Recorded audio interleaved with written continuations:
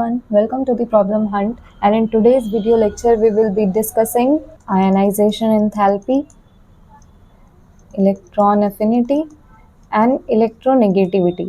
तो इन तीन टॉपिक्स को आज हम लोगों को डिस्कस करना है इस वीडियो लेक्चर के थ्रू। तो चलिए एक एक करके शुरू करते हैं। सबसे पहले व्हाट इज आयनाइजेशन पोटेंशियल और आयनाइजेशन एनर्जी, जिसे आयनाइजेशन एंथैल्पी भी कहते हैं। एंथैल्पी का भी मतलब एनर्जी ही होता है,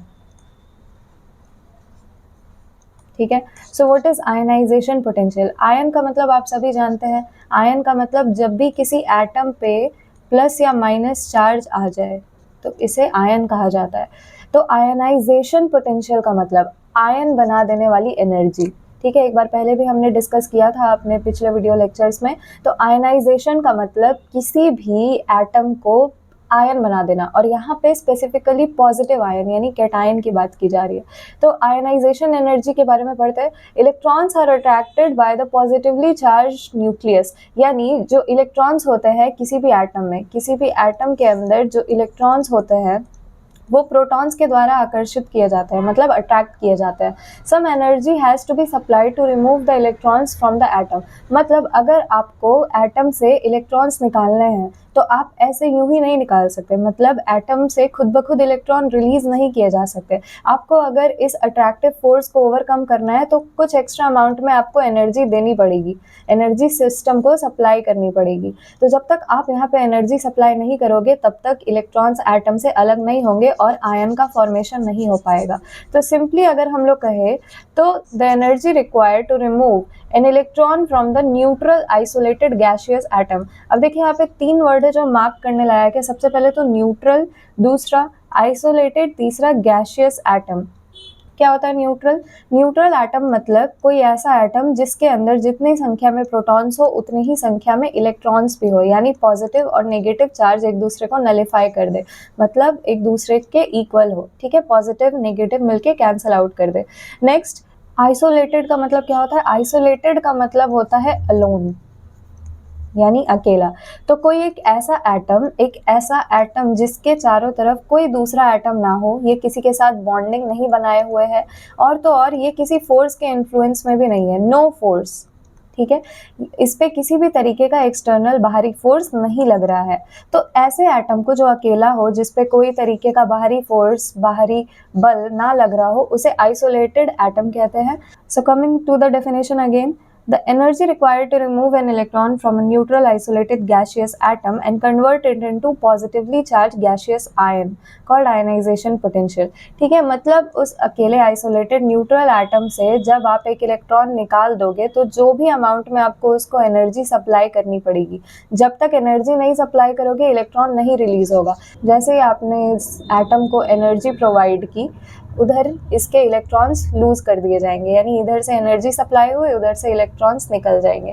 तो यही है, जितनी अमाउंट में आपको ये एनर्जी सप्लाई करनी पड़ी, जितनी एनर्जी आपको लगानी पड़ी एक इलेक्ट्रॉन को निकाल कर इसे एक कैटायन, अब जब इलेक्ट्रॉन निकलेंगे तो इस पे एक यूनिट पॉजिटिव चार्ज आएगा। जब आप इसे एनर्जी दे करके इसमें से इलेक्ट्रॉन्स निकालोगे तो जितनी अमाउंट में आपको एनर्जी देनी पड़ी इसे कैटायन बनाने के लिए, उसे ही हम लोग आयनाइजेशन पोटेंशियल या आयनाइजेशन एनर्जी या आयनाइजेशन एंथैल्पी कहते हैं। चलिए एक बार फिर से सम अप कर लेते हैं इसकी डेफिनेशन को, इन केस किसी को नहीं समझ में आया। तो the energy required to remove an electron from a neutral isolated gaseous atom and convert it into positively charge gaseous ion is called ionization potential. ठीक है, किसी एटम से एक इलेक्ट्रॉन निकालने के लिए जो आपको एनर्जी सप्लाई करनी पड़ी, इसे हम ऐसे लिख सकते हैं, किसी एटम से एक इलेक्ट्रॉन निकालने के लिए आपको जो एनर्जी सप्लाई करनी पड़ी उसे ही हम लोग आयनाइजेशन पोटेंशियल कहते हैं, या फिर आयनाइजेशन एनर्जी, या फिर आयनाइजेशन एंथैल्पी। इन तीनों में से इसका कुछ भी नाम रखा जा सकता है। और जब जैसे ही इससे एक इलेक्ट्रॉन निकाल दिया जाएगा तो ये पॉजिटिव आयन बन जाएगा, यानी कैटायन बन जाएगा। सो वही चीज यहाँ पे लिखी हुई है, the atom then acquires a unit positive charge. जितने इलेक्ट्रॉन्स निकालोगे उतना ही किसी एटम पे पॉजिटिव चार्ज आता जाएगा। तो अगर हमने यहाँ से एक इलेक्ट्रॉन निकाला है तो एक यूनिट इस पे पॉजिटिव चार्ज आएगा। अब यहाँ आगे देखिए, आयनाइजेशन एंथैल्पी और फर्स्ट आयनाइजेशन एनर्जी। एक इलेक्ट्रॉन निकालने के लिए, पहला इलेक्ट्रॉन निकालने के लिए जो भी एनर्जी आपको देनी पड़ रही है, ठीक है, to remove the first electron. ठीक है, एक इलेक्ट्रॉन निकालने के लिए आपको जो भी एनर्जी देनी पड़ रही है उसे ही हम लोग आयनाइजेशन एंथैल्पी कह रहे हैं, फर्स्ट आयनाइजेशन एंथैल्पी कह रहे हैं। अगर हम इसके बाद दूसरा इलेक्ट्रॉन निकाल के इसे 2+, यानी जैसे मान लीजिए आई हैव सोडियम एटम, इससे मैंने एक इलेक्ट्रॉन निकाल दिया तो ये बन गया Na+। तो अभी मैंने इस इलेक्ट्रॉन को निकालने के लिए जितनी एनर्जी सप्लाई की होगी इसे फर्स्ट आयनाइजेशन एंथैल्पी कहेंगे या फिर IE1।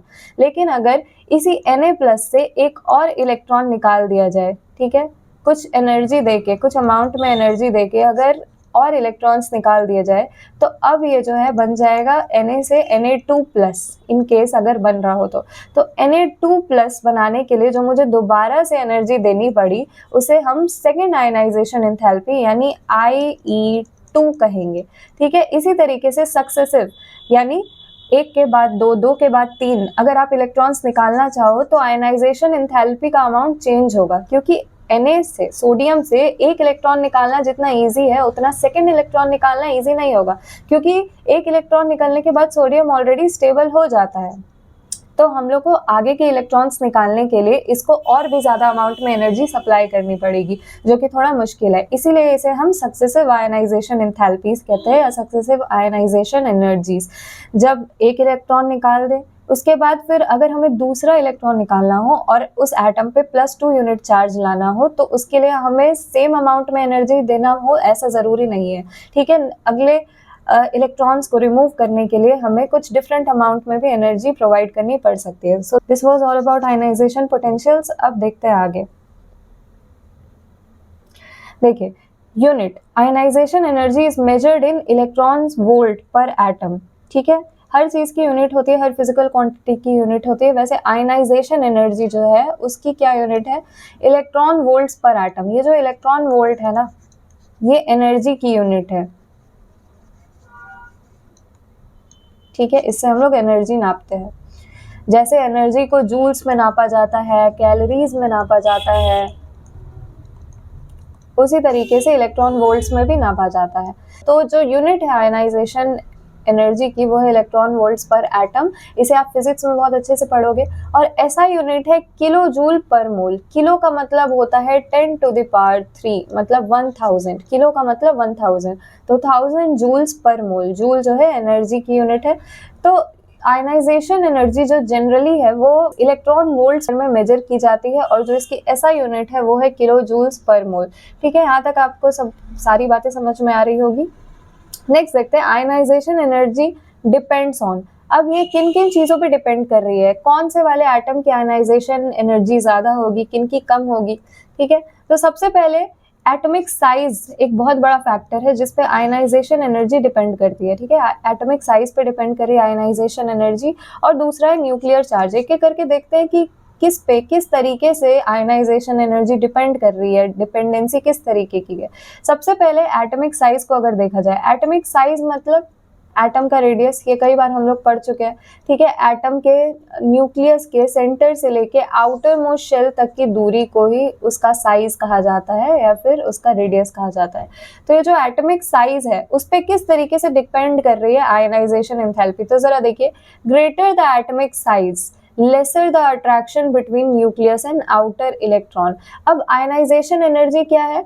Energy required to remove an electron. यानी किसी आइसोलेटेड गैसियस एटम से, किसी भी एटम से, न्यूट्रल एटम से इलेक्ट्रॉन निकालने के लिए जो एनर्जी चाहिए, ठीक है, इलेक्ट्रॉन्स को निकालने के लिए जो एनर्जी चाहिए उसे हम लोग आयनाइजेशन एंथैल्पी या आयनाइजेशन पोटेंशियल या एनर्जी कह रहे हैं। तो अब यहाँ पे एक बात है कि ग्रेटर द एटॉमिक साइज, यानी जितना बड़ा एटम का साइज होगा उतना ही उसके न्यूक्लियस कम फोर्स लगा पाएंगे बाहरी इलेक्ट्रॉन्स पे। हमें बाहर वाले शेल से, आउटर मोस्ट शेल से एक इलेक्ट्रॉन रिमूव करना है। We have to remove 1 electron from the outermost shell. और अगर उन इलेक्ट्रॉन्स को रोकने वाले प्रोटॉन्स का ही इन्फ्लुएंस उन पे कम होगा, यानी प्रोटॉन्स उनको अच्छी तरीके से नहीं पकड़ पाएंगे, तो हमारे लिए ये टास्क और इजी हो जाएगा कि हम इलेक्ट्रॉन्स को और तेजी से और आसानी से निकाल पाएं। यानी हमारा काम कम एनर्जी दे के भी हो जाएगा। तो वही यहाँ पे कहना चाह रहे हैं पॉइंट कि ग्रेटर द एटॉमिक साइज, जितना बड़ा एटम का साइज होगा उतना ही कम अट्रैक्शन होगा न्यूक्लियस और आउटर इलेक्ट्रॉन्स के बीच। तो क्या होगा, outermost electrons are farther from nucleus, easy to remove electrons. ठीक है, एटम का साइज बड़ा, एटॉमिक साइज बड़ा, तो फोर्स ऑफ अट्रैक्शन कम, जिससे कि क्या होगा कि इलेक्ट्रॉन्स रिमूव करना इजी हो जाएंगे। तो एटॉमिक साइज के इनवर्सली प्रोपोर्शनल है आयनाइजेशन एंथैल्पी, यानी एटॉमिक साइज जितना बड़ा होगा, एटम का साइज जितना ज्यादा, उतना ही कम हमें आयनाइजेशन पोटेंशियल अप्लाई करना पड़ेगा। जितना बड़ा एटम उतना ही इजी उसका इलेक्ट्रॉन निकालना। तो यहाँ पे लिख सकती हूँ मैं कि greater the atom in size, easier to remove electron।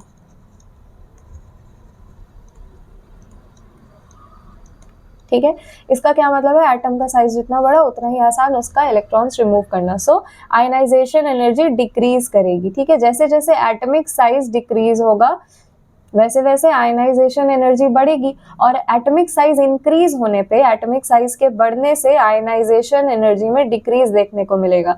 Metals का साइज जनरली नॉन मेटल्स के कंपैरिजन में बड़ा होता है, जिसके कारण इनकी आयनाइजेशन एनर्जी कम होती है, लेसर आयनाइजेशन एनर्जी। मतलब इनको पॉजिटिव आयन बनाने में आपको ज्यादा मेहनत नहीं करनी पड़ेगी, इसीलिए ये लोग मेटल्स तुरंत कैटायंस बना लेते हैं और नॉन मेटल्स एनायंस बनाते हैं। ये लोग जनरली अपना इलेक्ट्रॉन लूज नहीं करते। अगर आपको इनमें से नॉन मेटल जैसे ऑक्सीजन, क्लोरीन, फ्लोरीन, इनमें से इलेक्ट्रॉन्स को रिमूव करना है तो आपको बहुत ज्यादा अमाउंट में एनर्जी देनी पड़ेगी, और ये लोग छोटे भी होते हैं साइज में, जिसके कारण क्या होता है, इनके न्यूक्लियस का बहुत ज्यादा इन्फ्लुएंस होता है इनके आउटर इलेक्ट्रॉन्स पे, वैलेंस इलेक्ट्रॉन्स पे।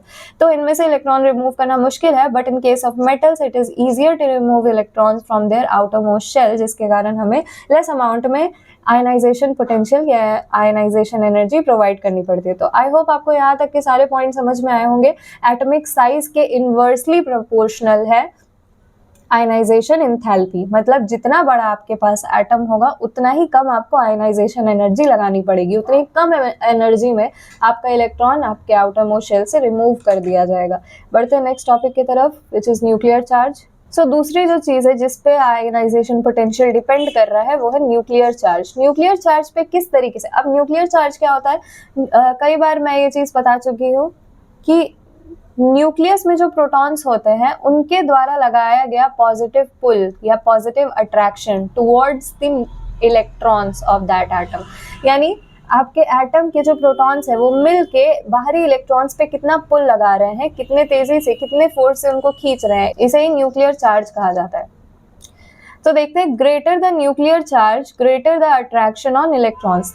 ऑब्वियस ही बात है कि जितना ज्यादा न्यूक्लियर चार्ज होगा, यानी प्रोटॉन्स जितना ज्यादा इन्फ्लुएंस क्रिएट करेंगे, उतना ही तेजी से इलेक्ट्रॉन्स अट्रैक्ट होंगे, उतना ही फर्मली हेल्ड करके रखेगा न्यूक्लियस सारे इलेक्ट्रॉन्स को। Electrons are held tightly by the nucleus, difficult to remove electrons. जितना न्यूक्लियर चार्ज बढ़ेगा उतना ही आपके लिए मुश्किल होता जाएगा इलेक्ट्रॉन्स को रिमूव करना। ठीक है, तो आप यहाँ पे लिख सकते हो न्यूक्लियर चार्ज के डायरेक्टली प्रोपोर्शनल है आयनाइजेशन एंथैल्पी। ऐसा कैसे हो गया, क्योंकि जितना ज्यादा न्यूक्लियर चार्ज होगा उतना ही डिफिकल्ट होगा हमारे लिए इलेक्ट्रॉन्स को रिमूव करना। और आयनाइजेशन एनर्जी का क्या मतलब है कि वो एनर्जी जो हम सप्लाई कर रहे हैं इलेक्ट्रॉन्स रिमूव करने के लिए। तो अगर किसी ने बहुत जोरों से पकड़ के रखा है इलेक्ट्रॉन्स को, तो मतलब हमें भी और जोर लगाना पड़ेगा, यानी और एनर्जी सप्लाई करनी पड़ेगी। तो जितना ज्यादा न्यूक्लियर चार्ज उतना ही ज्यादा आयनाइजेशन एनर्जी हमें प्रोवाइड करनी पड़ेगी किसी भी एटम से इलेक्ट्रॉन निकालने के लिए। ठीक है, तो जैसे जैसे न्यूक्लियर चार्ज का ऑर्डर बढ़ता जाएगा आयनाइजेशन एंथैल्पी में भी इंक्रीज देखने को मिलेगा। तो हम यहाँ पे लिख सकते हैं nuclear charge is directly proportional to ionization energy और एंथैल्पी। सो आप इस चीज को याद रखना। हम लोग बढ़ते हैं अपने नेक्स्ट टॉपिक की तरफ। Next which is very important, trends in ionization energy. ठीक है, ट्रेंड्स का मतलब क्या होता है कि throughout the periodic table ये आयनाइजेशन एनर्जी जो है किस तरीके से वेरी कर रही है, वेरिएशन ऑफ आयनाइजेशन एनर्जी मतलब किस तरीके से चेंज हो रही है। ठीक है, सबसे पहले अक्रॉस अ पीरियड, यानी अगर लेफ्ट टू राइट देखे, लेफ्ट टू राइट क्या हो रहा है, the ionization energy tend to increase, very important, mark this word, the ionization energy tend to increase as one moves from left to right। across a period क्या हो रहा है, ionization energy बढ़ रही है। रीजन आपको अभी समझ में आ जाएगा। with exceptions, हालांकि इसमें कुछ exceptions भी है, because the atomic size decreases due to an increase in the nuclear charge. अब हमने ये चीज पढ़ रखी है कि जैसे जैसे हम पीरियड में लेफ्ट टू राइट बढ़ते हैं, शेल्स की संख्या कांस्टेंट होती है, शेल्स आर कांस्टेंट, ठीक है, वैलेंस शेल नहीं बढ़ रहे, तो एटॉमिक साइज भी कांस्टेंट होना चाहिए, लेकिन क्या होता है, न्यूक्लियर चार्ज बढ़ रहा है। शेल ना बढ़ने से एटम का साइज बढ़ने का कोई चांस नहीं है, लेकिन न्यूक्लियर चार्ज के साथ क्या हो रहा है, क्योंकि प्रोटॉन्स की संख्या बढ़ते जा रही है, प्रोटॉन्स बढ़ते जा रहे हैं, तो न्यूक्लियर चार्ज भी बढ़ रहा है, और न्यूक्लियर चार्ज के बढ़ने से एटम में श्रिंकेज होगा, यानी कि साइज और छोटा होते जाएगा। तो अभी हमने पढ़ा कि एटॉमिक साइज के छोटे होने से, एटॉमिक साइज कम होने से आयनाइजेशन एंथैल्पी बढ़ जाएगी। जितना छोटा एटम होगा उतना ही स्ट्रॉन्ग एनर्जी, उतना ही स्ट्रांगली आपको एनर्जी सप्लाई करनी पड़ेगी इलेक्ट्रॉन्स को रिमूव करने के लिए, उतनी ज़्यादा अमाउंट में एनर्जी सप्लाई करनी पड़ेगी। तो जैसे जैसे हम लोग पीरियड में अक्रॉस अ पीरियड बढ़ते हैं लेफ्ट टू राइट, तो न्यूक्लियर चार्ज बढ़ने के कारण और शेल्स कांस्टेंट होने के कारण एटम छोटे होते जाते हैं, ठीक है, साइज ऑफ एटम डिक्रीजेस, ठीक है, एटॉमिक साइज डिक्रीज होता है, और इसी डिक्रीज के चलते आयनाइजेशन एंथैल्पी बढ़ जाती है, ठीक है। छोटे एटम से इलेक्ट्रॉन निकालना मुश्किल है, बहुत ही मुश्किल, क्योंकि उनके प्रोटॉन्स बहुत टाइटली पकड़ के रखते हैं इलेक्ट्रॉन्स को। तो यही बात है, and thus more energy is required to remove an electron. आप इन टेबल्स के थ्रू भी समझ सकते हो। सबसे पहले सेकंड पीरियड के एलिमेंट को देखिए, हालांकि इसमें कहा गया है कि देयर आर फ्यू एक्सेप्शंस, उन पे हम लोग बाद में चर्चा करेंगे कि क्यों है ऐसा, सबका जवाब उनके इलेक्ट्रॉनिक कन्फिग्रेशन में छुपा होता है। तो अभी हम लोग वो डिस्कस ना करके पहले ये देखते हैं the elements of second period, उनमें किस तरीके से आयनाइजेशन एंथैल्पी वेरी कर रही है। हालांकि हम लोग इसकी यूनिट को पढ़ चुके हैं, किलो जूल पर मोल। सबसे पहले लिथियम, ठीक है, 520 किलो जूल पर मोल, देन उसके बाद बेरिलियम 899, उसके बाद बोरॉन 801। तो आप लोग बोलोगे कि यहाँ पे तो था कि एटॉमिक साइज घटते जा रहा है और आयनाइजेशन एंथैल्पी बढ़ते जा रही है, लेकिन फिर ऐसा कैसे हो गया कि 899 से 801? तो जैसा अभी मैंने बताया कि there are few exceptions in the whole periodic table, तो जिसको हम लोग बाद में डिस्कस करेंगे। तो यहाँ पे आप लोग देख सकते हैं, जनरली एक जनरल ट्रेंड को समझे कि सबसे पहले एटॉमिक जो साइज था वो लिथियम का इस पीरियड में सबसे बड़ा है, जिसकी आयनाइजेशन एंथैल्पी सबसे कम है। जैसे जैसे हम लोग लेफ्ट टू राइट बढ़ रहे हैं, 801, then 1088, then 1402, then 1314, then 1681, then lastly 2080, यानी नियॉन तक आते आते ये अमाउंट इतना ज़्यादा बढ़ गया। मतलब आप सोच ही सकते हैं कि हमें नियॉन, जो कि एक स्टेबल गैसियस एटम है, जो कि अपना इलेक्ट्रॉन लूज या गेन दोनों में से कुछ भी नहीं करना चाहता, उसके आउटर मोस्ट शेल से एक इलेक्ट्रॉन निकालना कितना मुश्किल है। उससे एक इलेक्ट्रॉन निकालने के लिए आपको 2080 किलो जूल पर मोल की एनर्जी सप्लाई करनी पड़ेगी। वही लिथियम के केस में सिर्फ 520 किलो जूल पर मोल से ये काम हो जाएगा। थर्ड पीरियड के एलिमेंट्स को अगर देखा जाए तो सोडियम, जो कि इस पीरियड का सबसे बड़ा एलिमेंट है, जितना बड़ा एटम उतना इजियर उससे इलेक्ट्रॉन निकालना, तो उतनी ही कम आयनाइजेशन एंथैल्पी। तो 496 किलोजूल पर मोल में सोडियम एटम से आप एक इलेक्ट्रॉन निकाल सकते हो। Then magnesium, which is also an exception, जहां जहाँ पे स्टार मार्क किया हुआ है, दैट आर एक्सेप्शंस, तो 737, देन एल्यूमिनियम 577, देन उसके बाद फिर बढ़ रहा है सिलिकॉन में 786। जैसे जैसे आप नॉन मेटल्स की तरफ मूव करोगे वैसे वैसे आपको एक ड्रास्टिक इंक्रीज दिखेगा आयनाइजेशन एंथैल्पी में। आप रीजन बहुत अच्छी तरीके से समझ ही गए होंगे। हम लोग अपने नेक्स्ट टॉपिक की ओर बढ़ते हैं।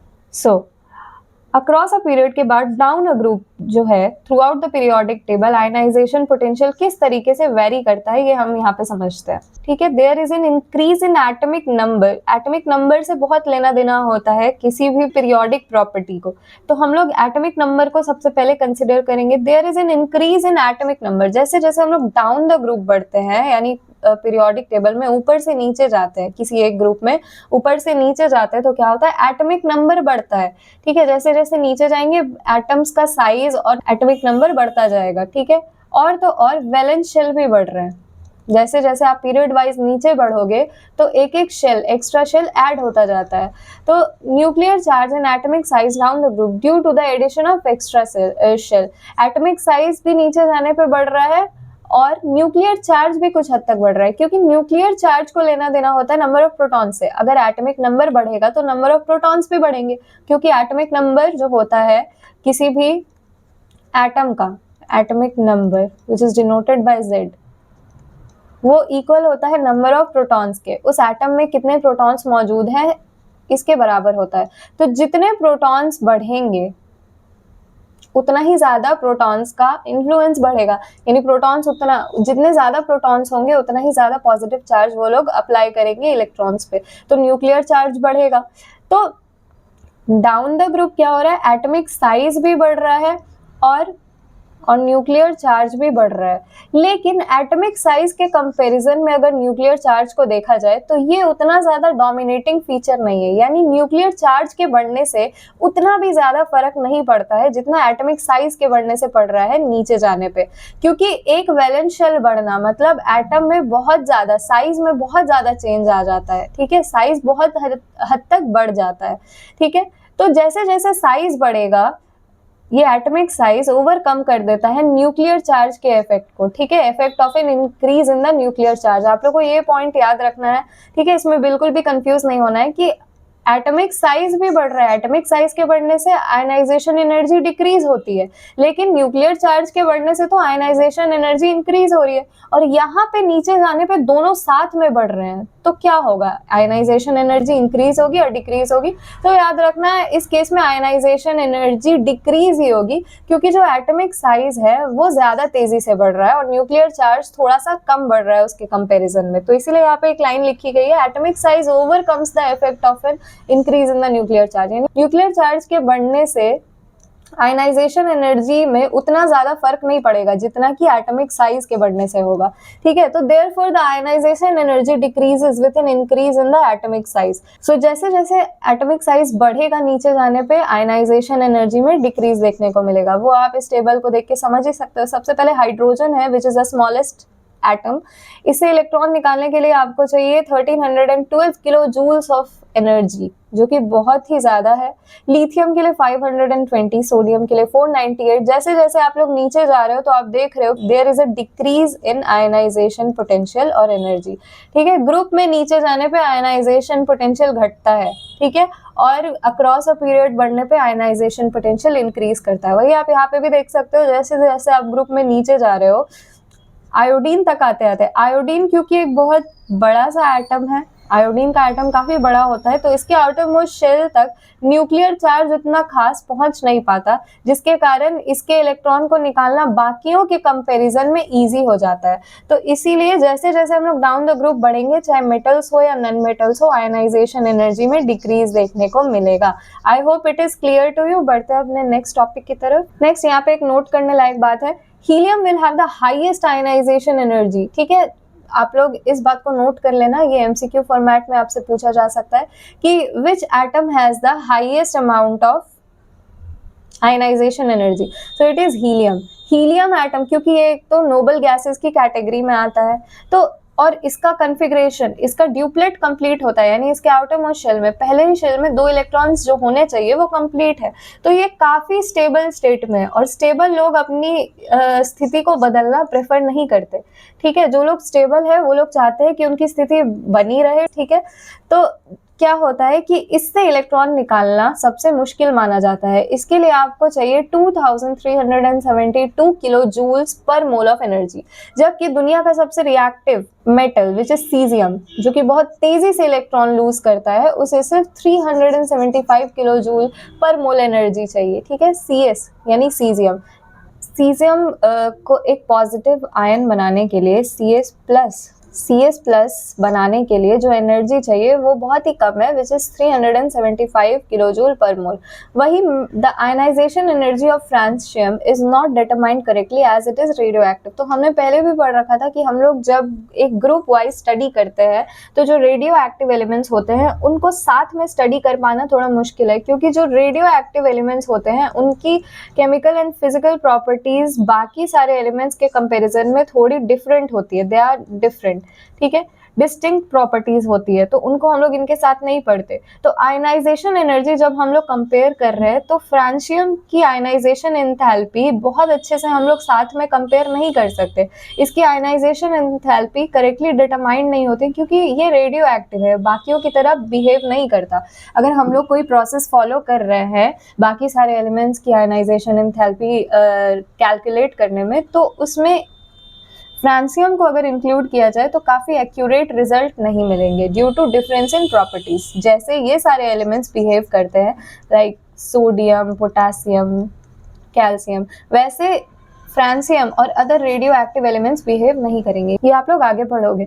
तो हम लोग बढ़ते हैं अपने आगे के टॉपिक्स की तरफ। Metals usually have low ionization enthalpies whereas non metals. ये अब तक आपको क्लियर हो चुका होगा कि जो मेटल्स होते हैं उनकी आयनाइजेशन एंथैल्पी काफी लो होती है, यानी कम एनर्जी में वो लोग पॉजिटिव आयन बना लेंगे। नॉन मेटल्स जो है वो एनायंस बनना प्रेफर करते हैं, तो इसीलिए आप अगर उल्टा करना चाहो, पॉजिटिव बनाना चाहो उनको, तो आपको बहुत ज़्यादा अमाउंट में एनर्जी देनी पड़ेगी, ज़्यादा मेहनत करनी पड़ेगी। इसीलिए मेटल्स की जो आयनाइजेशन एंथैल्पी वो कम होती है, कम एनर्जी में आप उनको कैटायन बना सकते हो, लेकिन नॉन मेटल्स की हाई होती है। नेक्स्ट बढ़ते हैं electron affinity. What is electron affinity? चलिए देखते हैं एक एक करके। इसका एक और नाम है इलेक्ट्रॉन एफिनिटी को हम लोग इलेक्ट्रॉन गेन एंथैल्पी भी कहते हैं, ठीक है। एब्रीविएशन है EA। To remove an electron energy is required. जैसे कि हम लोग अभी तक पढ़ते आ रहे हैं कि किसी एटम से इलेक्ट्रॉन रिमूव करने के लिए एनर्जी सप्लाई करनी पड़ेगी, वैसे ही similarly when an electron is added to an atom, अगर हम लोग किसी एटम में इलेक्ट्रॉन ऐड करना चाहें तो क्या होगा? तो हमें एनर्जी देनी पड़ेगी? नहीं, इस केस में एनर्जी रिलीज होगी, ठीक है। बॉन्ड फॉर्मेशन के लिए एनर्जी लूज करनी पड़ती है। मान लो ये कोई एटम है, ठीक है। आप एक बात जान लो, जैसे जैसे हम लोग न्यूक्लियस से दूर जाते जाते हैं, वैलेंस शेल की एनर्जी वैल्यूज, ठीक है, इन्हें एनर्जी लेवल्स भी कहा जाता है, ठीक है, क्योंकि हर लेवल की, हर शेल की एनर्जी वैल्यू डिफरेंट होती है, ठीक है। सबसे लोएस्ट एनर्जी वैल्यू उस शेल की होती है जो एटम के न्यूक्लियस के सबसे करीब हो, ठीक है, लोएस्ट एनर्जी लेवल, ठीक है, लोएस्ट एनर्जी लेवल। और जो एटम का वैलेंस शेल होता है वो उस समय के लिए उसका हाईएस्ट एनर्जी लेवल होता है। हालांकि एटम में इनफाइनाइट शेल्स होते हैं, तो हम लोग ये डिटरमाइन नहीं कर सकते कि सबसे हाईएस्ट वाले वैल्यू किसके पास है, कौन से वाले शेल के पास है। लेकिन यहाँ पे जो एटम के जितने नज़दीक होगा उसकी एनर्जी वैल्यू उतनी कम होगी। तो जो इलेक्ट्रॉन्स एटम के बिल्कुल ही बाहर है उनकी एनर्जी वैल्यूज को ऐसे 0 से रिप्रेजेंट किया जाता है। तो जब इन हायर एनर्जी वाले इलेक्ट्रॉन्स को आपको एक जगह पे स्टेबल करना है, एक शेल में लाके बिठाना है, तो इनकी एनर्जी आपको लूज करवानी पड़ेगी। यानी इन हाईली एनर्जेटिक इलेक्ट्रॉन्स से जब तक एनर्जी नहीं निकाली जाए, ये क्यों किसी पॉजिटिव चार्ज के इन्फ्लुएंस में जाएंगे और क्यों किसी एक एनर्जी लेवल में फिट बैठेंगे। जब तक हम इन इलेक्ट्रॉन से एनर्जी नहीं रिमूव करते हैं तब तक यहाँ पे ये लोग किसी एटम के इन्फ्लुएंस में नहीं जाते और किसी एनर्जी लेवल में एटम के साथ कंबाइन नहीं करते, ठीक है। तो हम लोगों को क्या करना है, we have to add an electron. Whenever we have to add an electron to an atom, energy is release. जब भी आप किसी एटम में इलेक्ट्रॉन को ऐड करोगे तो एनर्जी रिलीज होगी। अब एक इलेक्ट्रॉन ऐड करने से क्या होगा कि ये जो एटम था ये नेगेटिव यानी एनायन बन जाएगा, ठीक है। और साथ में क्या होगी, कुछ अमाउंट में एनर्जी रिलीज होगी। इसी एनर्जी को इलेक्ट्रॉन एफिनिटी कहा जाता है, ठीक है। तो आई होप आपको समझ में आया होगा। दोनों ही केसेस में उल्टा है। आयनाइजेशन पोटेंशियल वो एनर्जी है जो आपको सप्लाई करनी पड़ती है, आपको देनी पड़ती है ताकि आप किसी एटम से इलेक्ट्रॉन्स को रिमूव कर सको। लेकिन ये जो इलेक्ट्रॉन एफिनिटी है वो क्या है, वो ये एनर्जी है जो आप सप्लाई नहीं करते हो। तो जब आप किसी इलेक्ट्रॉन को ऐड कराते हो तो ये वो एनर्जी है जो खुद ब खुद रिलीज होती है, रिलीज्ड एनर्जी, ठीक है। This is the released energy, ठीक है। This is not supplied energy, this is the released energy. जब हम लोग किसी एटम में इलेक्ट्रॉन्स ऐड करवाने की कोशिश करेंगे through any means, any chemical reaction, तो जितने इलेक्ट्रॉन्स ऐड कराएंगे, मान लो 1 यूनिट हमने एक इलेक्ट्रॉन ऐड कराया तो उस एटम पे 1 यूनिट नेगेटिव चार्ज आएगा, यानी वो एनायन बनेगा विद चार्ज -1। और क्या होगा कि कुछ अमाउंट में एनर्जी रिलीज होगी, ठीक है। बॉन्ड बनने पे, जब दो लोगों के बीच बॉन्ड बनता है तो बॉन्ड बनने पे एनर्जी रिलीज होती है, बॉन्ड फॉर्मेशन में एनर्जी रिलीज होती है।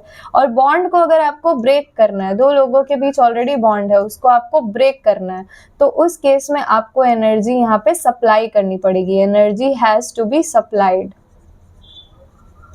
ठीक है, सो ये दो कंसेप्ट आप समझ गए। यहाँ पे एनर्जी रिलीज होगी जब खुद ब खुद बॉन्ड बन रहा है, और जब एनर्जी आप लगा रहे हो तो बॉन्ड का ब्रेकेज होगा।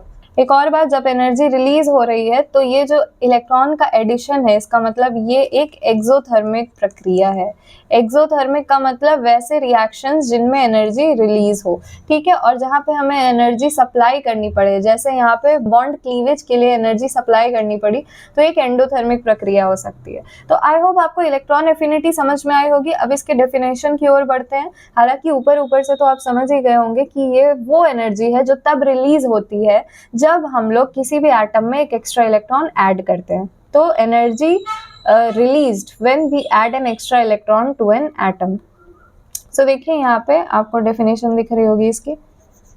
ठीक है, the amount of energy released while converting a neutral, again the same term, neutral gaseous isolated atom, यानी वो जो एटम है उस पे ऑलरेडी कोई चार्ज नहीं होना चाहिए, वो न्यूट्रल होना चाहिए, गैसियस स्टेट में होना चाहिए और आइसोलेटेड यानी अकेला, no other influence of any kind of forces और एनी काइंड ऑफ बॉन्ड्स। ठीक है, तो वो किसी भी बॉन्ड या किसी भी फोर्स के इन्फ्लुएंस में नहीं होना चाहिए एटम, तभी उसको आइसोलेटेड कहा जाएगा। ठीक है, तो जब हम लोग किसी भी न्यूट्रल गैसियस एटम को कन्वर्ट करते हैं तो जो एनर्जी रिलीज होती है उसे नेगेटिवली चार्ज गैसियस आयन बनाने में, ठीक है, उसे ही हम लोग इलेक्ट्रॉन एफिनिटी कहते हैं। सो मैं एक बार डेफिनेशन फिर पढ़ देती हूँ। The amount of energy release while converting a neutral gaseous isolated atom into a negatively charge gaseous ion और anion by the addition of electron. ठीक है, तो ये वो एनर्जी है जो रिलीज हो रही है। यहाँ पे एक एग्जांपल की मदद से समझते हैं। मान लीजिए ये कोई एटम है गैसियस स्टेट में, उसमें अगर हम एक इलेक्ट्रॉन ऐड कर रहे हैं तो सबसे पहले तो उस पर नेगेटिव चार्ज आएगा और कुछ अमाउंट में एनर्जी रिलीज होगी। यही रिलीज एनर्जी है इलेक्ट्रॉन एफिनिटी। नेक्स्ट, इसकी यूनिट क्या है? तो इसकी भी unit electron volts per atom या फिर किलोजूल पर मोल। अब क्योंकि ionization potential was also energy, ये भी एनर्जी का ही एक फॉर्म थी और इलेक्ट्रॉन एफिनिटी भी एनर्जी का ही एक फॉर्म है, तो एनर्जी की यूनिट्स तो हमेशा सेम होंगी चाहे वो कहीं भी रहे। तो the unit is electron volts per atom और किलोजूल पर मोल। ठीक है, electron affinity is represented by a negative sign. ये जो इलेक्ट्रॉन एफिनिटी है इसे एक नेगेटिव साइन से रिप्रेजेंट किया जाता है। तो यहाँ पे देख सकते हैं आप, जो क्लोरीन है, क्लोरीन का एग्जाम्पल लेके हमें यहाँ पे समझाया गया। क्लोरीन जो है वो गैसियस फॉर्म में है, उसमें जब हम लोग इलेक्ट्रॉन्स का एडिशन करेंगे तो वो बन जाएगा Cl- आयन और 349 किलोजूल पर मोल एनर्जी रिलीज करेगा इस बॉन्ड फॉर्मेशन में, या फिर एक इलेक्ट्रॉन को ऐड करने के लिए इतनी एनर्जी रिलीज होगी उस एटम से। ठीक है, देयरफॉर इलेक्ट्रॉन एफिनिटी, तो हम लोग क्या लिख सकते हैं कि क्लोरीन की जो इलेक्ट्रॉन एफिनिटी है ये है -349 किलोजूल पर मोल। ठीक है, इन सारे वैल्यूज को आपको याद करना ऐसा जरूरी नहीं है, बट आप एक बार देख लो इसे और समझ लो। बढ़ते अपने नेक्स्ट टॉपिक की तरफ।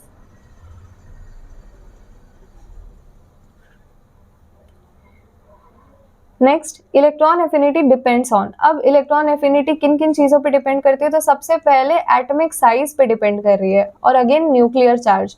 ठीक है, तो इन दोनों फैक्टर्स को बहुत अच्छे से हम लोग को समझना है। सबसे पहले एटॉमिक साइज क्या है? The smaller the atomic size the greater the electron affinity. ठीक है, एटम का साइज जितना छोटा होगा उतना ही ज्यादा इलेक्ट्रॉन एफिनिटी होगी। तो यहाँ पे भी हम लोग लिख सकते हैं atomic size is inversely proportional to electron affinity. अब क्योंकि इलेक्ट्रॉन एफिनिटी किसी एटम में इलेक्ट्रॉन ऐड करने पे निकलने वाली एनर्जी है, ठीक है, because the effective attractive force between the nucleus and the valence electrons is greater in smaller atoms and so electrons are held firmly.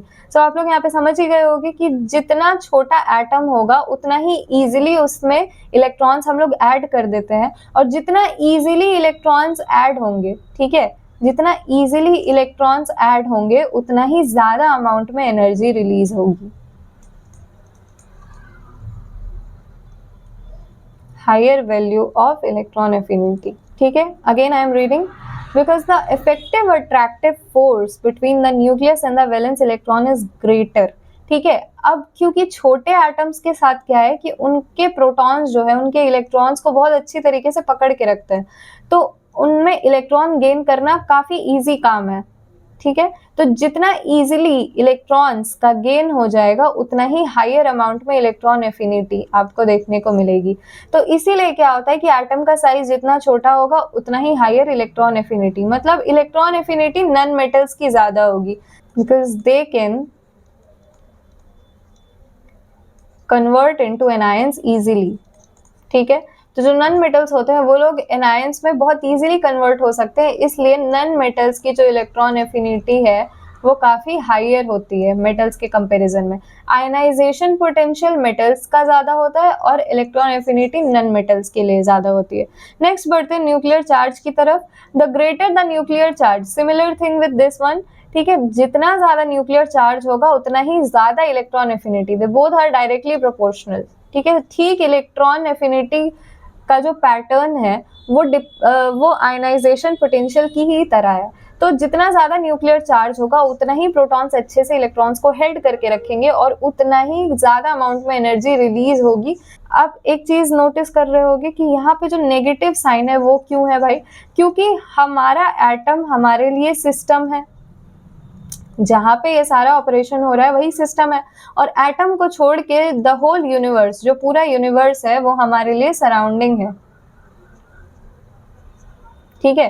तो जब भी सिस्टम से सराउंडिंग में एनर्जी भेजी जाती है, ठीक है, सिस्टम से सराउंडिंग में, तो सिस्टम की एनर्जी तो लूज हो रही है, यानी सिस्टम की एनर्जी खर्च हो रही है।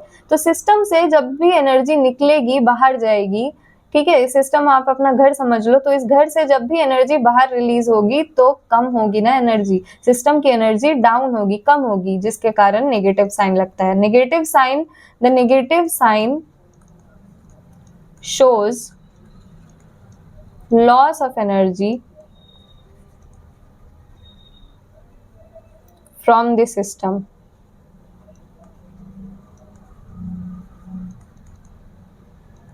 ठीक है। नेक्स्ट, तो आप लोग ये भी समझ गए होंगे न्यूक्लियर चार्ज पे किस तरीके से डिपेंड कर रही है electron affinity. They both are directly proportional, जितना ज्यादा न्यूक्लियर चार्ज बढ़ेगा उतना ही इलेक्ट्रॉन एफिनिटी भी बढ़ेगी, ठीक है। Because increase in the nuclear charge increases the effective attractive force, जो इफेक्टिव यानी नेट जो भी अट्रैक्टिव फोर्स लग रहा है बाहरी इलेक्ट्रॉन्स पे प्रोटॉन्स का, वो काफी हद तक बढ़ जाएगा। न्यूक्लियर चार्ज बढ़ने से अट्रैक्टिव फोर्स बढ़ेगा, अट्रैक्टिव फोर्स ही तो मेजर रोल यहाँ प्ले करेगा इलेक्ट्रॉन्स को खींच के रखने में, क्योंकि ये जो पूरा काम हो रहा है ये इलेक्ट्रॉन्स को खींचने के लिए ही हो रहा है। तो इलेक्ट्रॉन्स को खींचने के लिए प्रोटॉन्स जितना ज्यादा ताकतवर रहेंगे, जितना ज्यादा न्यूक्लियर फोर्स लगाएंगे उतना ही अच्छा होगा, और उतने ही ज्यादा अमाउंट में इलेक्ट्रॉन एफिनिटी यानी उतना ही ज्यादा एनर्जी रिलीज होगी, ठीक है। सो बढ़ते हैं अपने नेक्स्ट टॉपिक की तरफ, वेरिएशन या ट्रेंड्स, ठीक है। तो इलेक्ट्रॉन एफिनिटी किस तरीके से वेरी कर रही है throughout the periodic table. सबसे पहले अक्रॉस अ पीरियड देखें, यानी लेफ्ट टू राइट अगर हम लोग देखें, आई होप आप लोग इससे प्रिडिक्ट कर ही सकते होगे कि कैसे कैसे ये चेंज हो रहा है। तो in a period that is from left to right in a horizontal row of the periodic table, horizontal का मतलब इस तरीके से, जब हम लोग लेफ्ट टू राइट बढ़ते हैं तो क्या होता है, द एटॉमिक साइज डिक्रीज। हमें पता है कि एटम का साइज धीरे धीरे करके छोटा होते जाता है, क्योंकि शेल्स तो कांस्टेंट है, ठीक है, number of shells constant,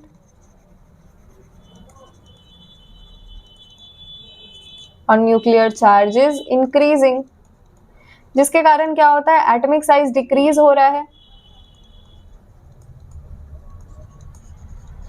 atomic size decrease हो रहा है, और एटॉमिक साइज के डिक्रीज होने से क्या होगा, इलेक्ट्रॉन एफिनिटी इंक्रीज होगी। और साथ ही साथ आप देख पा रहे होगे कि न्यूक्लियर चार्ज भी बढ़ता है, लेफ्ट टू राइट जाने पे न्यूक्लियर चार्ज बढ़ रहा है, एटॉमिक साइज डिक्रीज हो रही है, एटॉमिक साइज डिक्रीज हो रहा है, जिसके कारण इलेक्ट्रॉन एफिनिटी काफी ज्यादा बढ़ जाएगी, ठीक है। यानी इलेक्ट्रॉन्स को ऐड करना आसान होता जा रहा है, क्योंकि जैसे हम लोग लेफ्ट टू राइट आते हैं तो नन मेटल्स ही मिलते हैं, और नन मेटल्स तो चाह ही रहे हैं कि उनमें कोई इलेक्ट्रॉन आए, वो लोग एनायंस बनने को आतुर हैं, इलेक्ट्रॉन्स गेन करने को रेडी हैं। दस electron affinity is the highest for group 17 elements, इसीलिए इलेक्ट्रॉन एफिनिटी, ठीक है, एफिनिटी का मतलब होता है लव फॉर इलेक्ट्रॉन्स, ठीक है। इलेक्ट्रॉन एफिनिटी का मतलब लव फॉर इलेक्ट्रॉन्स, यानी कोई एलिमेंट इलेक्ट्रॉन्स को कितने शिद्दत से चाहता है, ठीक है। कोई एटम कितना सक्षम है इलेक्ट्रॉन्स को ले पाने के लिए, या कितना आतुर है इलेक्ट्रॉन्स को गेन करने के लिए। तो यही है इलेक्ट्रॉन एफिनिटी, यानी इलेक्ट्रॉन गेन करने की चाहत। तो जैसे जैसे हम लोग लेफ्ट टू राइट बढ़ते हैं तो नन मेटल्स के केस में क्या होता है कि इलेक्ट्रॉन गेन करने की जो टेंडेंसी है वो बढ़ जाती है, इसीलिए हाइयर इलेक्ट्रॉन एफिनिटी देखने को मिलेगी।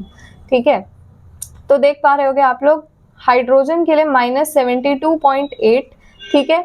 देन उसके बाद लेफ्ट टू राइट बढ़े तो अब क्योंकि हीलियम है, हीलियम एक नोबल गैस है, तो ये क्या होता है, इन लोगों के साथ क्या प्रॉब्लम है कि ये लोग इलेक्ट्रॉन्स गेन नहीं करना चाहते हैं, क्योंकि इनका जो स्टेट है, इनका इलेक्ट्रॉनिक कॉन्फ़िगरेशन वो ऑलरेडी स्टेबल फॉर्म में है, इसीलिए ये लोग इलेक्ट्रॉन गेन नहीं करना चाहते, इसीलिए हम लोग इनका कंपैरिजन तो नहीं करते। ठीक है, सो जो एलिमेंट्स का यहाँ पे डेटा अवेलेबल है आप उनमें देख सकते हो, बोरॉन -88.0, कार्बन -122। जैसे जैसे आप लोग को नन मेटल्स दिखते जा रहे होंगे उनकी electron affinity higher values show करती जा रही है। ऑक्सीजन के केस में 140.9, फ्लोरीन के केस में -327.9 जो कि काफी ज्यादा है, क्लोरीन -349। ठीक है, मेटल्स के केस में आप देख सकते हो -53.1, -59.8। ठीक है, उनके कंपैरिजन में इधर बढ़ोगे तो बहुत ज्यादा हाइयर इलेक्ट्रॉन एफिनिटी है। तो ये बस एक एग्जांपल था आपको समझाने के लिए, ये आपके बुक में टेबल अवेलेबल है, आप इसे देख सकते हो। ठीक है, नेक्स्ट बढ़ते हैं। मूविंग डाउन अ ग्रुप, यानी जब हम लोग किसी ग्रुप में ऊपर से नीचे आते हैं तो क्या होता है। ठीक है, moving from the top to bottom in a group the atomic size increase. ठीक है, एटॉमिक साइज बढ़ता है और एटॉमिक साइज बढ़ेगा तो इलेक्ट्रॉन एफिनिटी डिक्रीज होगी, क्योंकि जो न्यूक्लियस है उससे आउटरमोस्ट इलेक्ट्रॉन्स की दूरी बढ़ती जाएगी, तो ये उतना सक्षम नहीं हो पाएगा इसे अट्रैक्ट करने के लिए, जिसके कारण क्या होगा कि इलेक्ट्रॉन एफिनिटी घटेगी, इलेक्ट्रॉन्स के प्रति जो अट्रैक्टिव फोर्स है वो कम होता चला जाएगा। तो greater the atomic size lesser the amount of electron affinity. ठीक है, तो वही यहाँ पे बात लिखी हुई है, the atomic size increases more than the nuclear charge thereby causing a net decrease in the electron affinity. जैसे जैसे ग्रुप में हम लोग नीचे बढ़ेंगे, आप लोग यहाँ पे देख सकते हो इलेक्ट्रॉन एफिनिटी डिक्रीज होती जाएगी। लिथियम के लिए -59.8, देन सोडियम के लिए उससे कम 53.1, देन पोटेशियम के लिए -48.4, देन रुबीडियम के लिए सबसे कम -47.0। तो ये जो चीज है ये हमें ये बताती है कि एटॉमिक साइज इंक्रीज होने से, एटॉमिक साइज जो है इंक्रीज होने से क्या होती है, इलेक्ट्रॉन एफिनिटी डिक्रीज कर जाती है। ठीक है, अब एक नोट करने वाली बात यह है कि in group 17 fluorine has lower electron affinity than chlorine. ठीक है, ग्रुप 17 में क्या होता है कि फ्लोरीन की जो इलेक्ट्रॉन एफिनिटी है वो क्लोरीन के कंपैरिजन में कम होती है, and in group 16 oxygen has lower electron affinity than sulphur. ठीक है, अब एक चीज यहाँ पे आपने नोटिस की होगी कि मैंने ये बताया था कि जैसे जैसे टॉप टू बॉटम जाते हैं तो इलेक्ट्रॉन एफिनिटी डिक्रीज होती है, फिर फ्लोरीन की जो इलेक्ट्रॉन एफिनिटी है वो क्लोरीन के कंपैरिजन में ज्यादा होनी चाहिए थी, क्योंकि नीचे आने पे इलेक्ट्रॉन एफिनिटी तो डिक्रीज करनी चाहिए, कम होनी चाहिए। ठीक है, कम होनी चाहिए, लेकिन यहाँ पे क्या हो रहा है, फ्लोरीन के कंपैरिजन में क्लोरीन की इलेक्ट्रॉन एफिनिटी ज्यादा है, ऑक्सीजन के कंपैरिजन में सल्फर की इलेक्ट्रॉन एफिनिटी ज्यादा है। तो ये एक्सेप्शन वाला केस यहाँ पे क्यों देखने को मिल रहा है, तो उसका रीजन ये है, This is because the size of fluorine and oxygen atom is very small। ठीक है, फ्लोरीन और ऑक्सीजन जो एटम है उनका साइज बहुत छोटा है, और साइज पे भी तो इलेक्ट्रॉन एफिनिटी डिपेंड कर रही है। Chemistry is full of exceptions. ठीक है, तो जहां जहां पे हमें एक्सेप्शंस मिलेंगे वहां पे हमें याद करते चलना है, वहां पे उतना ज्यादा दिमाग का यूज नहीं करना है, या फिर कर भी सकते हैं, अच्छी बात है। तो फ्लोरीन एंड ऑक्सीजन का जो एटॉमिक साइज है वो काफी छोटा है, और एटॉमिक साइज के बढ़ने से इलेक्ट्रॉन एफिनिटी घटती है। इनका साइज छोटा है तो इलेक्ट्रॉन एफिनिटी इनकी बढ़ी हुई है। ठीक है, क्योंकि ये लोग ज्यादा इफेक्टिवली इलेक्ट्रॉन्स को खींच के रख सकते हैं। As a result, there are strong inter-electronic repulsions and thus incoming electrons does not feel much attraction। ठीक है, तो यही रीजन है। As a result, there are strong inter-electronic repulsions। अब साइज जितना छोटा होगा, क्योंकि इलेक्ट्रॉन्स तो बहुत सारे हैं और उतने ही छोटे जगह पे है। ठीक है, फ्लोरीन के केस में अगर देखा जाए तो 9 इलेक्ट्रॉन्स होते हैं उसके पास। ठीक है, देयर आर 9 इलेक्ट्रॉन्स, तो उन सभी को इतने छोटे से जगह पे अगर फिट किया जाए तो काफी इंटर इलेक्ट्रॉनिक रिपल्शन होगा, बहुत ज्यादा रिपल्शन होगा। ठीक है, जिसके कारण क्या होगा कि जो आने वाला इलेक्ट्रॉन है उसको उतना ज्यादा अट्रैक्टिव फोर्स फील नहीं होगा। ठीक है, यानी वो उतने अच्छे से इलेक्ट्रॉन्स को हेल्ड नहीं कर पाएगा। और जितना कम इलेक्ट्रॉन एफिनिटी होगी, मतलब जितना कम आप चाहत रखोगे इलेक्ट्रॉन्स को रखने का, उतने ही कम आपकी इलेक्ट्रॉन एफिनिटी होगी, उतना ही लेस अमाउंट में इलेक्ट्रॉन एफिनिटी होगी। ठीक है, तो जहाँ पे इलेक्ट्रॉन्स को पकड़ के रखने की क्षमता ज़्यादा है, वहाँ पे क्या होता है कि इलेक्ट्रॉन एफिनिटी ज़्यादा होती है। तो फ्लोरीन से क्लोरीन की जो इलेक्ट्रॉन एफिनिटी है वो ज़्यादा इसीलिए है क्योंकि उसका एटॉमिक साइज बड़ा है, उसके पास इंटर इलेक्ट्रॉनिक रिपल्शंस नहीं है, वो लोग धक्का नहीं मारेंगे आने वाले इलेक्ट्रॉन्स को, ठीक है, वो लोग वेलकम करेंगे। तो दीज वर द फैक्ट्स। ठीक है, आगे बढ़ते हैं अपने नेक्स्ट टॉपिक की तरफ। What is electronegativity. कई बार हम लोग इलेक्ट्रॉन एफिनिटी और इलेक्ट्रोनेगेटिविटी में काफ़ी कंफ्यूज हो जाते हैं, तो यहाँ पे हम लोग को क्लियर रखना है। ठीक है, जो आयनाइजेशन पोटेंशियल था, आयनाइजेशन पोटेंशियल और electron affinity, they both were energies. ठीक है, वो लोग एनर्जी वैल्यू थी। लेकिन जो इलेक्ट्रोनेगेटिविटी है, ये क्या है? It is just the tendency of an atom in a molecule to attract the shared pair of electrons towards itself. ठीक है, जैसे मान लो कोई भी कोवेलेंट बॉन्ड है, ठीक है, शेयरिंग से कौन सा बॉन्ड बनता है? कोवेलेंट बॉन्ड ही बनता है। सपोज हम लोग एक कोवेलेंट बॉन्ड की बात करें, कार्बन मिथाइल ग्रुप यानी CH3 और एक हेलाइड एटम यानी chlorine. As we know, chlorine के आउटरमोस्ट शेल में देयर आर 7 इलेक्ट्रॉन्स। ठीक है, और कार्बन के आउटरमोस्ट शेल में होते हैं 4 इलेक्ट्रॉन्स। तो यहाँ से तो एक बॉन्ड कंप्लीट, यहाँ से 2, यहाँ से 3 और यहाँ से 4। एक एक बॉन्ड में 2-2 इलेक्ट्रॉन्स होते हैं, ये आपको पता होगा। तो 2, 2, 4, 2, 6, और यानी यहाँ पे 2 इलेक्ट्रॉन्स, यहाँ पे 2 इलेक्ट्रॉन्स, यहाँ पे 2, 6 इलेक्ट्रॉन्स, और यहाँ पे 2 इलेक्ट्रॉन्स हो गए तो 8 इलेक्ट्रॉन्स पूरे। ठीक है, तो अब आप देखो, ये जो शेयर्ड पेयर ऑफ इलेक्ट्रॉन्स है, ये वाला, इस बॉन्ड में ये जो शेयर्ड पेयर ऑफ इलेक्ट्रॉन है, इसे ध्यान से देखो।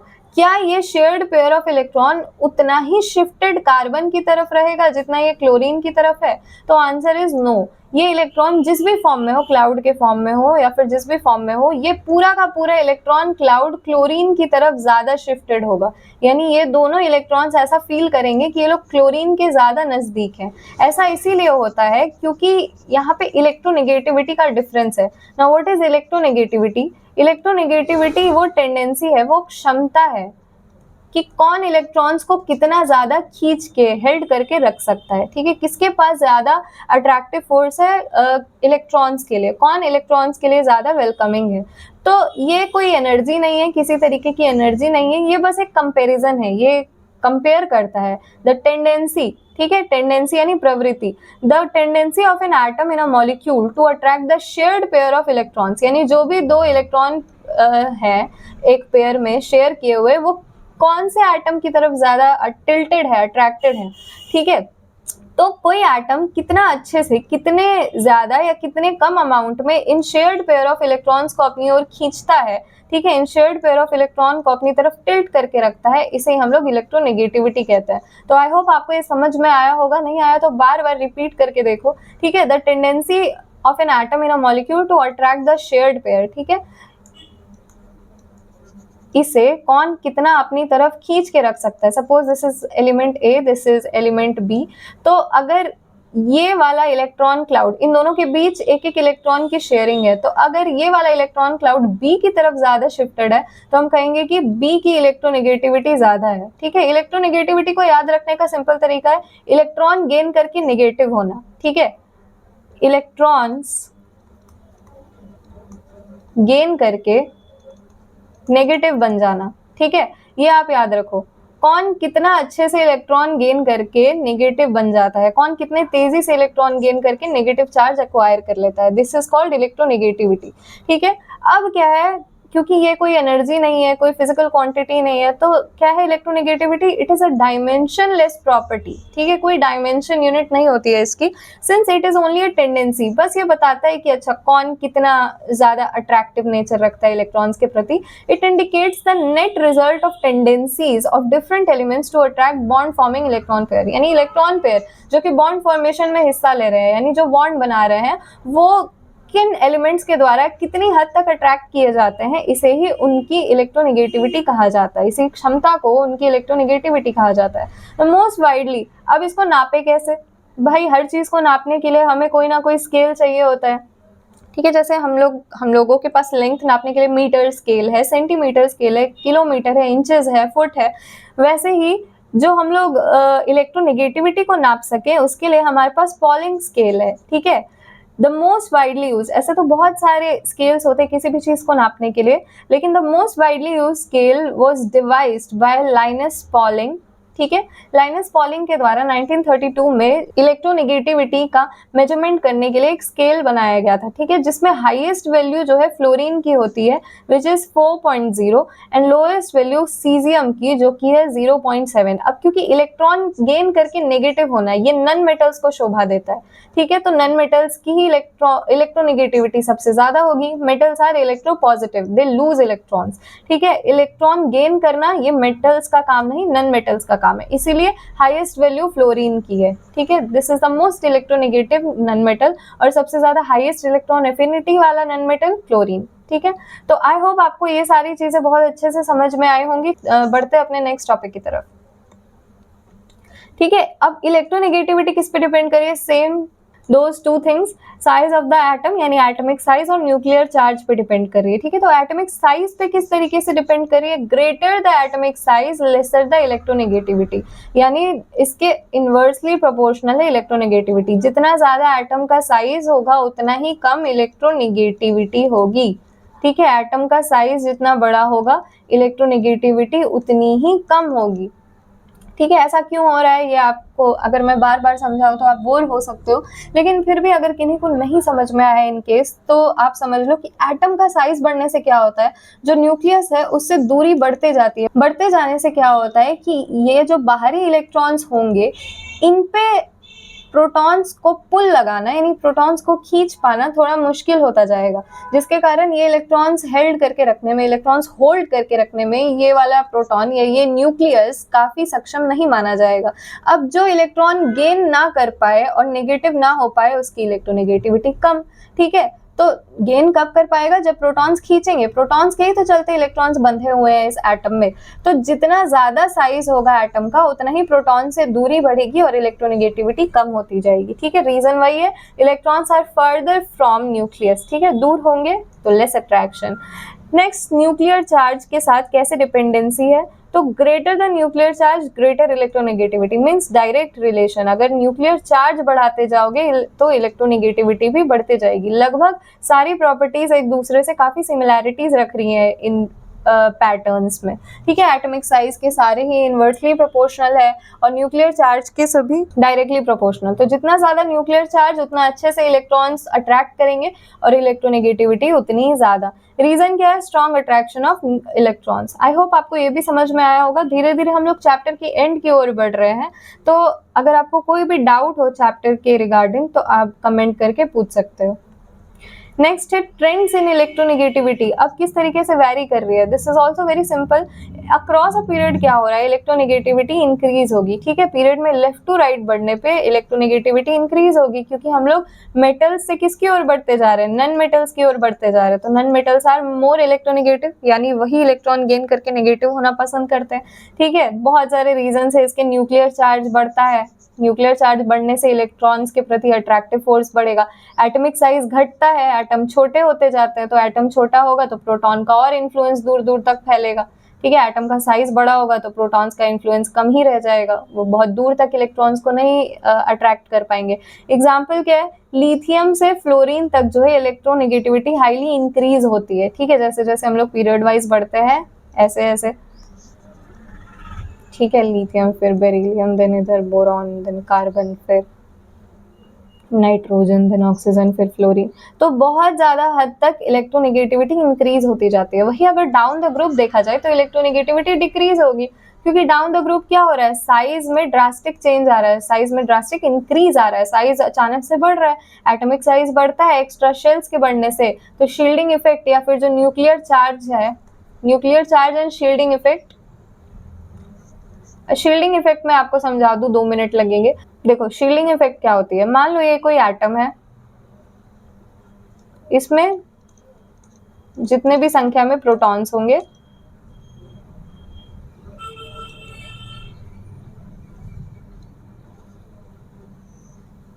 ठीक है, इसमें मान लो यहाँ पे इस शेल में 2 इलेक्ट्रॉन्स, ठीक है, इस शेल में 8 इलेक्ट्रॉन्स होंगे, ठीक है, इस शेल में मान लो 3 इलेक्ट्रॉन्स है। मुझे लगता है मैंने एल्यूमिनियम का एटम बना दिया, खैर कोई बात नहीं, ठीक है। तो क्या है ये, तो आप देख रहे होगे कि ये जो अंदर वाले इलेक्ट्रॉन्स है, अब ये 8 इलेक्ट्रॉन्स एक जगह सिकुड़े तो नहीं होंगे, ये फैले हुए होंगे अपने रिस्पेक्टिव जगहों पे जहाँ पे इनका रिपल्शन मिनिमाइज हो सके। अब क्योंकि like charges repel each other, तो 1 2 3 4 5 6 7 एंड 8 इलेक्ट्रॉन जो है दूर दूर फैल जाएंगे, ऐसे फैलेंगे कि इनमें रिपल्शन एकदम मिनिमम हो सके, ठीक है, मिनिमम रिपल्शन। तो अब जो है ये प्रोटॉन्स अपना पॉजिटिव चार्ज फैला रहे होंगे, ठीक है, ये प्रोटॉन्स जितने भी होंगे ये अपना पॉजिटिव चार्ज दूर दूर तक फैला रहे होंगे। लेकिन आप एक बात समझो, ये जितने भी इलेक्ट्रॉन्स है, ये इलेक्ट्रॉन्स ये यहाँ खड़े होके क्या कर रहे हैं, क्या ये बाहर जाने से, इन प्रोटॉन्स के चार्जेस को बाहर जाने से रोक नहीं रहे होंगे, ठीक है, ऑब्वियसली रोक रहे होंगे, ठीक है, इन्हीं तक आके। अब क्योंकि ये इलेक्ट्रॉन बाहरी इलेक्ट्रॉन्स और अंदर वाले इलेक्ट्रॉन्स में खुद ब खुद तो रिपल्शन हो ही रहा होगा, ठीक है, और अंदर से आने वाला जो पॉजिटिव चार्ज है उसको ये सारे शील्ड कर ले रहे होंगे, यानी इनके आगे, इन तक ही आके रुक जा रहा होगा, और कंप्लीटली नहीं रुक रहा होगा तो थोड़ा बहुत लीक होके बाहर की तरफ जा रहा होगा, लेकिन ये अंदर एक बाउंड्री की तरह बिहेव कर रहे होंगे, ठीक है, यानी प्रोटॉन्स से आने वाला पॉजिटिव चार्ज को ये बाउंड्री की तरह अपने पास ले रहे होंगे। पहले तो ये 2 इलेक्ट्रॉन्स और उसके बाद ये बाहर के आखिरी इलेक्ट्रॉन्स। तो यही चीज जो है शील्डिंग कहलाती है, ठीक है, इनर इलेक्ट्रॉन्स के द्वारा, जो अंदर वाले इलेक्ट्रॉन्स है उनके द्वारा बाहरी इलेक्ट्रॉन्स को प्रोटॉन के न्यूक्लियर चार्ज से प्रोटेक्ट करना, ठीक है, शील्ड की तरह बिहेव करना। जैसे मान लो ये वॉल्स है, आप अगर यहाँ से एक बुलेट फायर करो तो हो सकता है इस दीवार को ये होल करके यहाँ तक पहुंचे, फिर इसको भी अगर होल कर दे तो फिर ये यहाँ तक पहुंचे, ठीक है, और मान लो इधर एक दीवार है तो हो सकता है यहाँ पे ये होल ना कर पाए और यहीं पे अटक जाए। तो एक तरीके से क्या हुआ कि इन तीनों ने मिलके शील्डिंग क्रिएट की। अगर जैसे मान लो ये 3 दीवार नहीं होते तो ये जो बुलेट है वो सीधे यहाँ पे जाके छेद कर देती, ठीक है, इन तीनों ने क्या किया, शील्ड की तरह काम किया, ठीक है, शील्ड यानी प्रोटेक्ट किया, कवच की तरह काम किया। पहले इसने थोड़ा सा मोमेंटम कम किया, ठीक है, एब्जॉर्ब करके, शॉक को एब्जॉर्ब करके, फिर यहाँ से यहाँ जितनी स्पीड में आई होगी ये बुलेट, यहाँ से यहाँ थोड़ा सा रिटार्डेशन हुआ होगा, यानी स्पीड में डिक्रीज देखने को मिला होगा, और यहाँ से यहाँ आते आते स्पीड में और कमी, और यहाँ तो रुक ही गई बुलेट, तो स्पीड बिल्कुल कम, 0, ठीक है। तो यही है, इसी को शील्डिंग कहा जाता है, शील्डिंग इफेक्ट। ठीक इसी तरीके से जो एटम के अंदर इलेक्ट्रॉन्स होते हैं, इनर इलेक्ट्रॉन्स, वो भी क्या करते हैं, इसी तरीके से शील्डिंग प्रोवाइड करते हैं, बाहर वाले इलेक्ट्रॉन्स को प्रोटॉन्स के इन्फ्लुएंस से बचाते हैं, ठीक है, शील्डिंग करते हैं, शील्ड की तरह काम करते हैं उनको, उनके साथ। इसी को शील्डिंग इफेक्ट कहा जाता है या फिर स्क्रीनिंग इफेक्ट, ठीक है। तो आई होप आपको ये चीज समझ में आई होगी, वहां पे ऐसा क्यों मेंशन किया गया है, ठीक है। तो शील्डिंग इफेक्ट बढ़ता है जैसे जैसे हम लोग डाउन द ग्रुप जाते हैं। अब इनर इलेक्ट्रॉन्स की संख्या बढ़ती जा रही है, ठीक है, इनर इलेक्ट्रॉन्स, अंदर वाले इलेक्ट्रॉन्स बढ़ते जा रहे हैं, तो बाहर के इलेक्ट्रॉन्स को प्रोटेक्शन मिलता जाता है, ठीक है। तो प्रोटॉन्स अच्छे से बाहर के इलेक्ट्रॉन्स को पकड़ नहीं पाते, जिसके कारण इलेक्ट्रोनेगेटिविटी यानी इलेक्ट्रॉन गेन करने की प्रवृत्ति घटती चली जाती है, ठीक है, अट्रैक्शन डिक्रीज होता जाता है, ठीक है। जैसे लिथियम से फ्रांसियम तक डिक्रीज हो रहा है, ठीक है, लिथियम से फ्रांसियम का मतलब है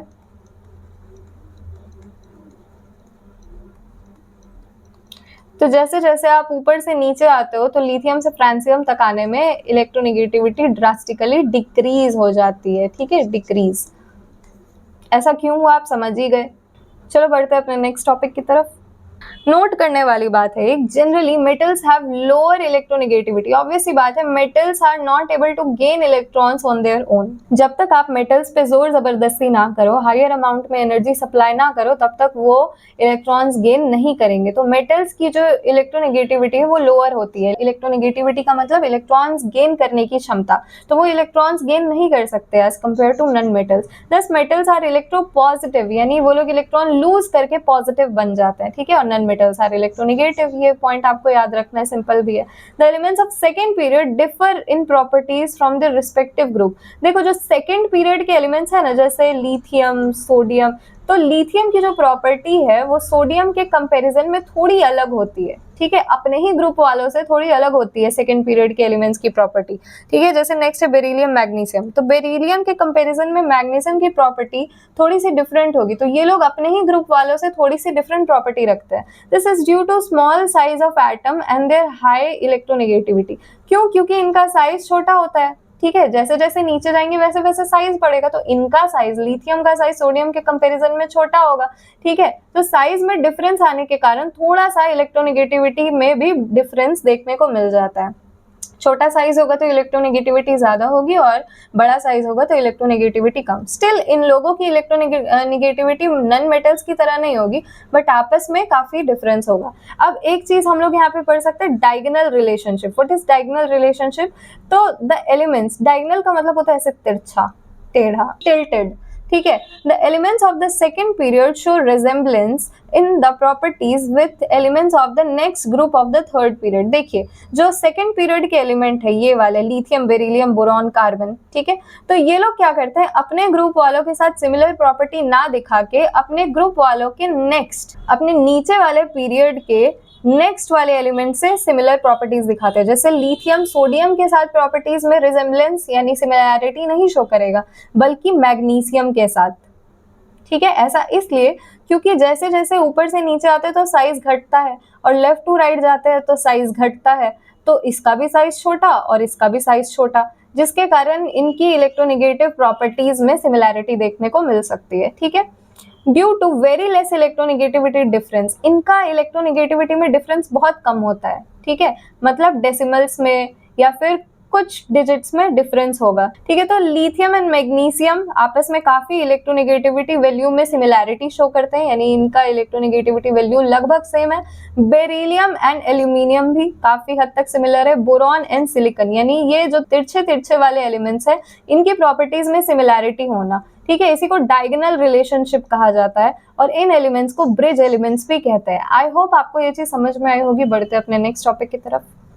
चलिए, noble gases have complete octet so they do not have tendency to attract electrons. जैसा कि मैंने एक बार पहले ही बताया इस वीडियो में पीछे कि जो नोबल गैसेस होते हैं उनका ऑक्टेट कंप्लीट होता है तो उनके पास इलेक्ट्रॉन्स को अट्रैक्ट करने की क्षमता नहीं होती है, because they already have their octet complete, they are stable in state, ठीक है। बाकी सब लोग अपना कॉन्फ़िगरेशन इनकी तरह बनाना चाहते हैं, नोबल गैसेस की तरह, तो इनको क्या जरूरत है अपना कॉन्फ़िगरेशन चेंज करने की, इसीलिए इनके पास इलेक्ट्रॉन गेन करने की टेंडेंसी नहीं होती है। एक और बात, greater the value of electron affinity easier is it to gain electrons and more non metallic और मोर इलेक्ट्रोनेगेटिव और मोर ऑक्सीडाइजिंग द एलिमेंट, ठीक है। जिसकी इलेक्ट्रॉन एफिनिटी जितनी ज्यादा होगी, इलेक्ट्रॉन के प्रति जिसका लव ज्यादा होगा, उतने ही ज्यादा उसकी इलेक्ट्रोनेगेटिविटी भी होगी, क्योंकि दोनों सुनने में काफी सिमिलर चीजें लगती है।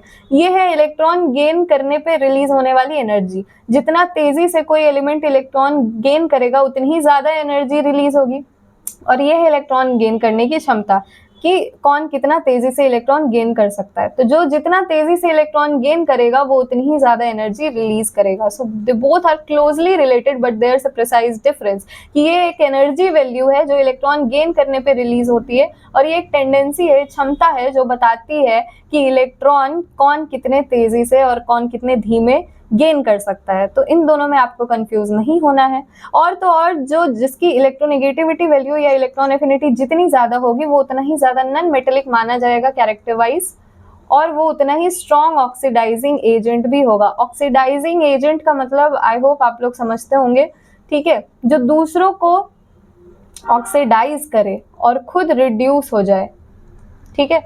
दूसरों को ऑक्सीडाइज करके खुद रिड्यूस होने वाला, मतलब रिड्यूस होने का मतलब होता है गेन ऑफ इलेक्ट्रॉन्स, ठीक है। रिड्यूस होने का मतलब गेन ऑफ इलेक्ट्रॉन्स। तो गेन ऑफ इलेक्ट्रॉन्स कौन करते हैं? तो नॉन मेटल्स ही करते हैं, ठीक है। तो non metals are good oxidizing agents. आज का वीडियो लेक्चर हम लोग यहीं पे एंड करते हैं। मिलते हैं अपने नेक्स्ट वीडियो में इंटेक्स क्वेश्चंस के साथ। तब तक के लिए बाय बाय। आपको साइंस इंटरेस्टिंग लगती है तो लाइक करो, शेयर करो और चैनल को सब्सक्राइब करो, क्योंकि यहाँ होगी केमिस्ट्री थोड़ी अलग, थोड़ी अमेजिंग। Thanks for watching.